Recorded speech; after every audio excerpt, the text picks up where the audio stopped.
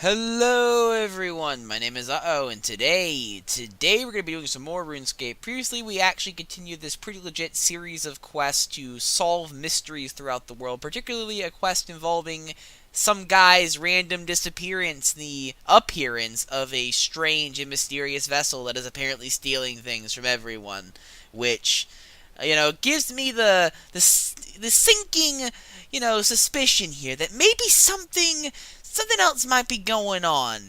This Skippy guy seems a bit shady. He's working with whoever the monster thief is. I mean, I'm going to assume it's a monster thief. It's probably actually a person, come to think of it. I know I've been saying it was a merman. That was my original theory, and I've kind of stuck with it up until now, but now that we know that there's a ship involved, it might actually be a person. Just some person from a far-off land.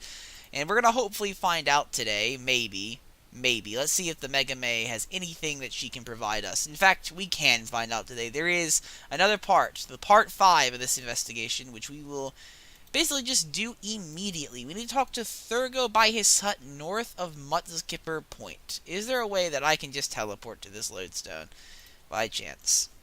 So I don't have to walk over there. Yes, there is. It's probably not that far away, if I'm honest with you. It's probably, like, just up the fucking road, but you know me. I'm a lazy fucking cunt. So, of course, I'm gonna go towards the closest lodestone possible, which it was literally right up the road. I could have walked here in just about the same time it takes to teleport, only that would require an extra click.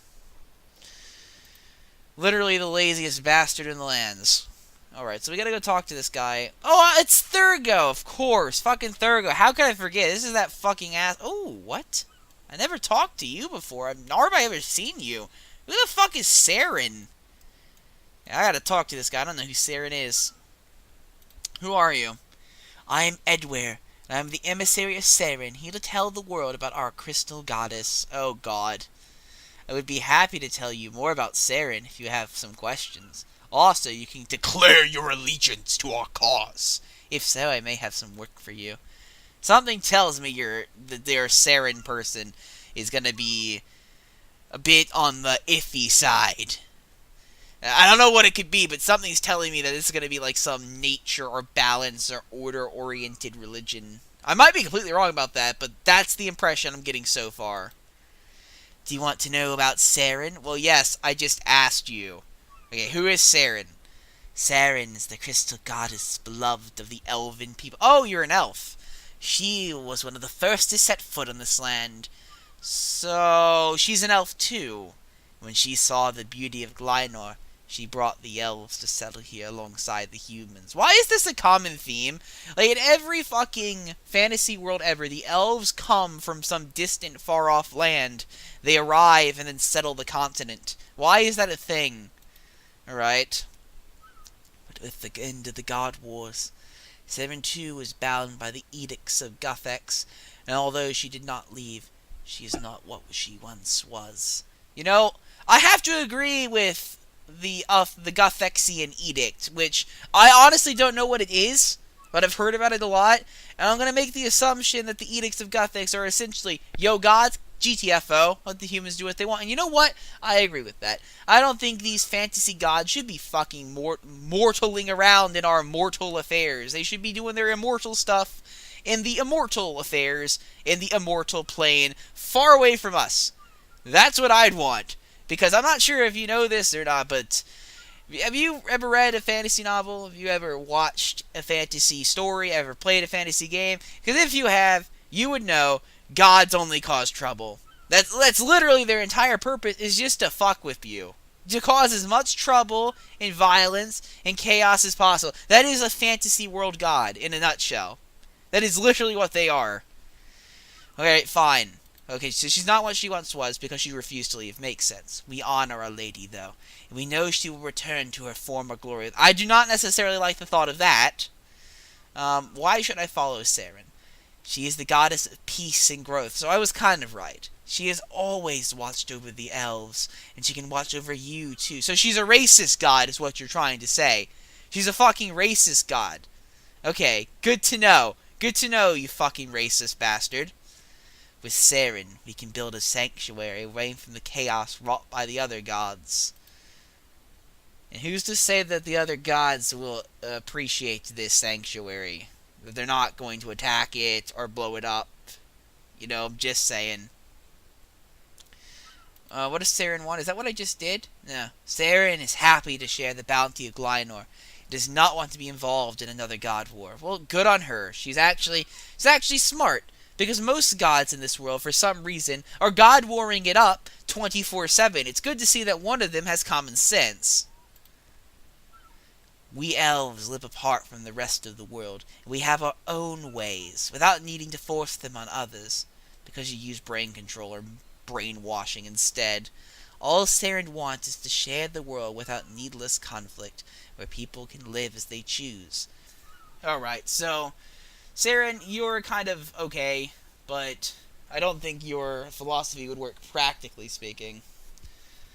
Let's talk about something else. I do not want to declare my support for Saren. Saren's okay. She's okay as gods go, or goddesses, I guess, in this case. But let's be honest, she's just like the other gods, only maybe a little more fair. Honestly, the only god I could possibly support in this game is Guthex. He's the only one that knows what the fuck's going on. He's the only one that knows. Stays neutral and everything, tries to keep the gods out of the mortal affairs. He's a fucking cool guy. He's a good guy. We need more like him. It's a shame that he apparently died. Which, I don't know how you kill a god, but somehow they managed to do it, unfortunately, and he was the one to go. I've always been a valiant Guthexian follower myself. Now I'm a member of the god list, because there's no god left. Alright, TheUhhoh, what do you have to say for yourself? Talk about Meg's case. Hello, I've been told your steel nails have gone missing, and I've come to investigate.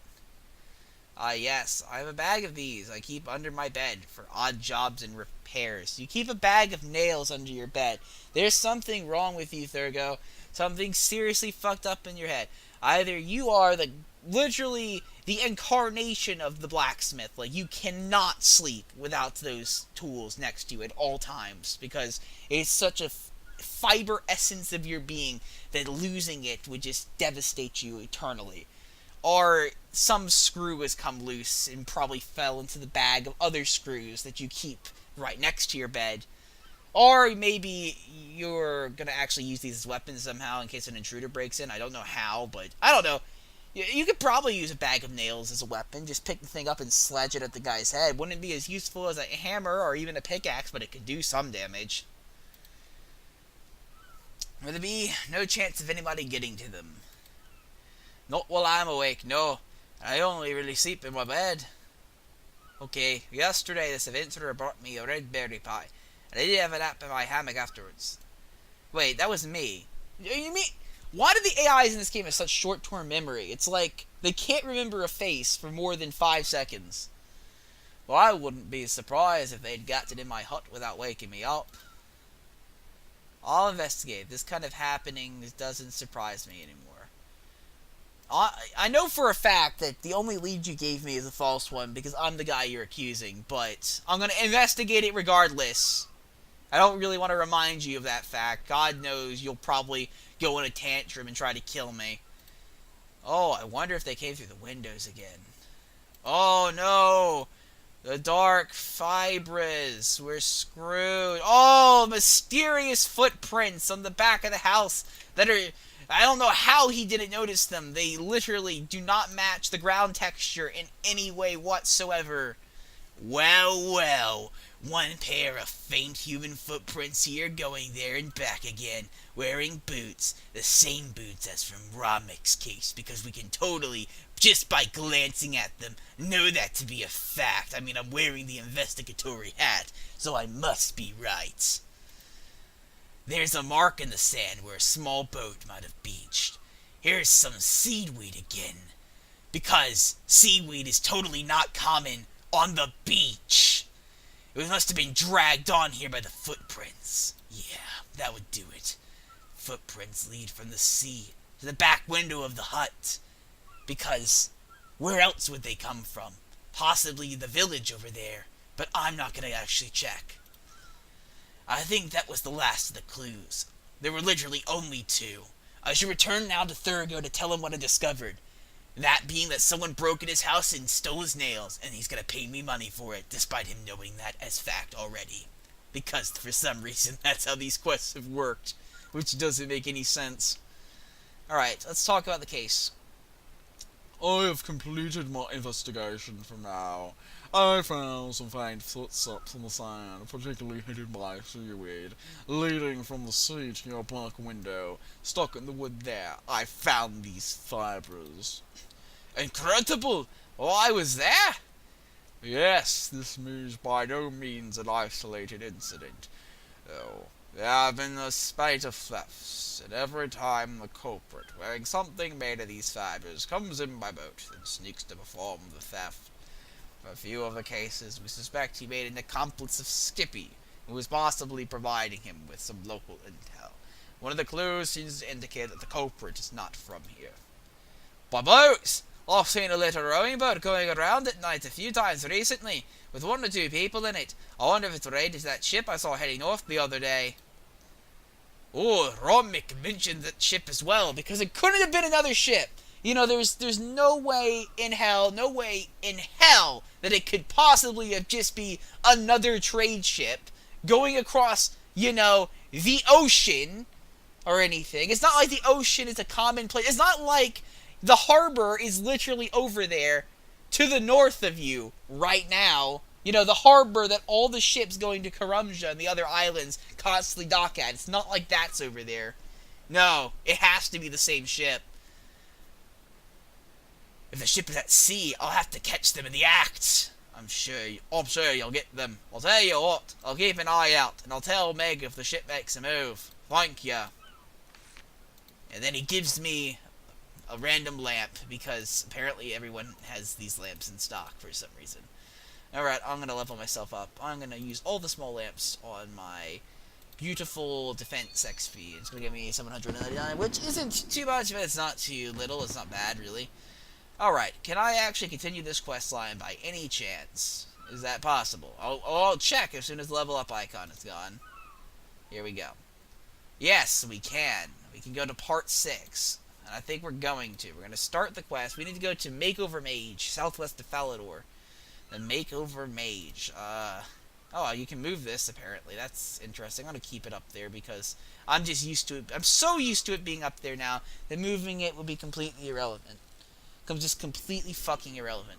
Alright, well, we're going to go over here. Hopefully, it teleports me closer and not back to the lodestone all the way in Port Sarim. And it teleported me to the Port Sarim lodestone, which is irrelevant because I was probably closer going that direction anyway. But regardless to that point, we're going to make our walk over there. Guys, I thought you said this was a dire threat, that the hellspawn monsters of the 3rd dimension were going to pour out of this cave at any moment. You've been out here for, what, years? Nothing's happened. Are you even sure the hellspawn are there anymore? They probably just left out of boredom. Might want to go in and check again.